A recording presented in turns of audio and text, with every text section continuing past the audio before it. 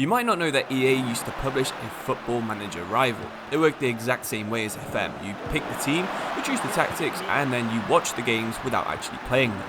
These games stopped being made back in 2013, but over the last decade, Football Manager has slowly been taking features that EA were the first to make.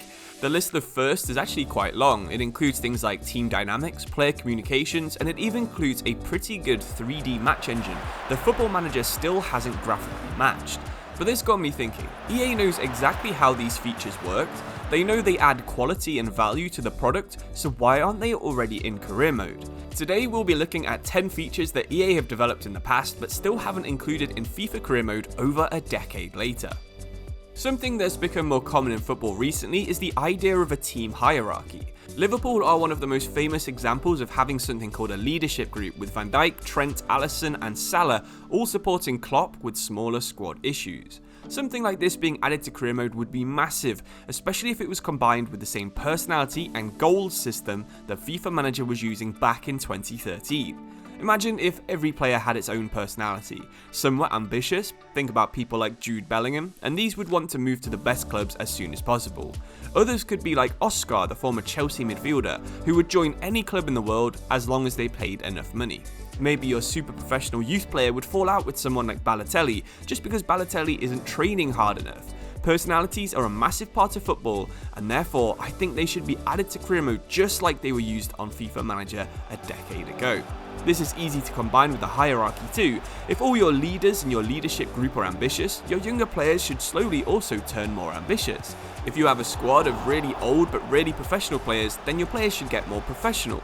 There should be this risk and reward system to signing maybe a really good player who's got a bad personality, and having him in your team could slowly poison your dressing room despite him making your team better.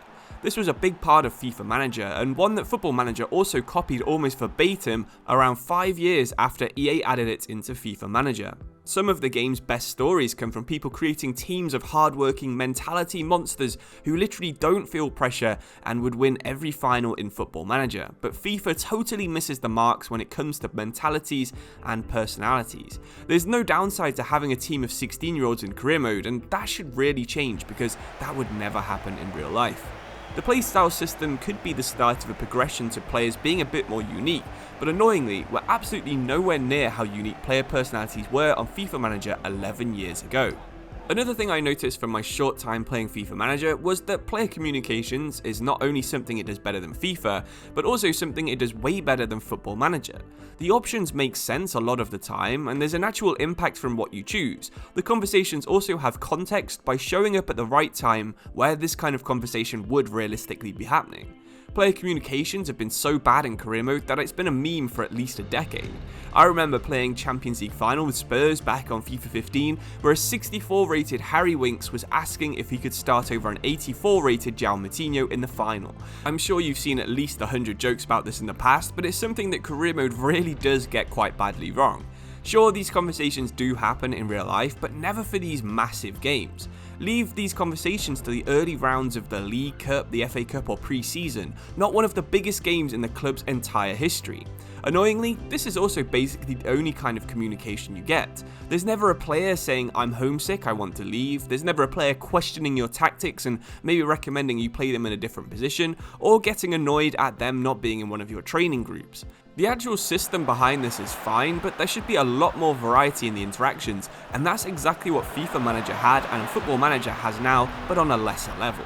While we're on the topic of communications, I also can't believe that career mode still doesn't have any team talks before the game or at half time. I'd say that's one of the most important things that a manager can actually do. It could be easy to motivate your players, challenge them, or question their performances, even if it's the same 3-choice system that you get inside player career mode or inside the press conferences that you get at the end of matches. I think having more unique players that do conversations at the right time would really help with storylines and would also make career mode a lot more fun. One of the smallest changes that I think would make FIFA even more fun is to have a way to look at a player's history, even if it was just a simplified statistical history that showed you your players' appearances, goals and assists for every club they played for. I think it would really help you to understand the backstory behind your save. This is what the player stats history view looked like on FIFA Manager. I'm 99% sure that EA could add a separate database that includes this information throughout your save. Football Manager actually keeps this information inside the save file itself, and that's why a 10-season save on Football Manager is about 10 times larger than the save will be on day one. I've wondered in the past how someone like Patrick Bamford would end up at PSG in my save, because he wasn't in my league, his stats weren't simulated, so I had no idea if he'd had an absolutely elite season the year before. If this information was visible, I'd be able to see that he actually scored 45 goals in 28 games the year before and fully deserved his £500,000 per week contract at PSG. It would be even cooler if youth players came for the few years of information on their pages, even if it was total lies. You could see that your Brazilian 15-year-old was at Palmeiras and then would stick 40 goals past other League 2 under-16 teams once he joined your club. It's just another minor change that would also help with backstories, it would help with storylines, and I think again, it would just make career mode a little bit more detailed. If we stay on the topic of stats for a little bit longer, FIFA Manager mode also made it way easier to track stats over the course of a season. If you're in career mode and you want to know who your best passer is from their average pass accuracy, you'll have to work that out using a spreadsheet from the information you get at the end of every match. If there was just a way to see things like distance covered, shot accuracy and pass accuracy over the course of a season, this would fully allow things like Moneyball to work properly inside career mode. As a career mode fan, it's actually annoying that this feature was in PES Master League from 2018, it's been in FIFA Manager since 2012, and it was in Football Manager since 2005, but somehow it's still missing from the game that has $1 billion income. If I was a real football manager and wanted to find a target man, you could use a site like FBref, you can find a tall player who attempted tons of aerial challenges and see who won more than half. It's an easy way to identify a good player, and it's exactly how football scouting works now. It really should be added into career mode. I'd guess the reason that this isn't in the game is that EA isn't actually that confident with their match engine to provide sensible results. With games only lasting a few minutes, would it realistically be able to show that a player has run 11 kilometers, or would it really be only 2 or 3 kilometers inside your FIFA career mode games? Even if it isn't possible, surely it should be possible that things like goal scorers and assists from other leagues are viewable. I know these games aren't actually simulated at all, but surely the PS5 generation of consoles has enough power to actually simulate some of these games on a really basic level. It feels like a lot of career mode's limitations are still set on the consoles that were new back when FIFA Manager was still being released. As a web developer, I know that if you build a project based around decade-old architecture, most likely you're going to also end up with a decade-old site. Hopefully the rumours about 2K getting into the football genre will shake things up, but until then, I've got a feeling that EA are just going to keep using FIFA 13's career mode and just adding a small feature here and there every year. Let me know what things you wish EA would add in the comments, because maybe if this video gets enough views and likes, they might actually consider improving the game, but I very much doubt it.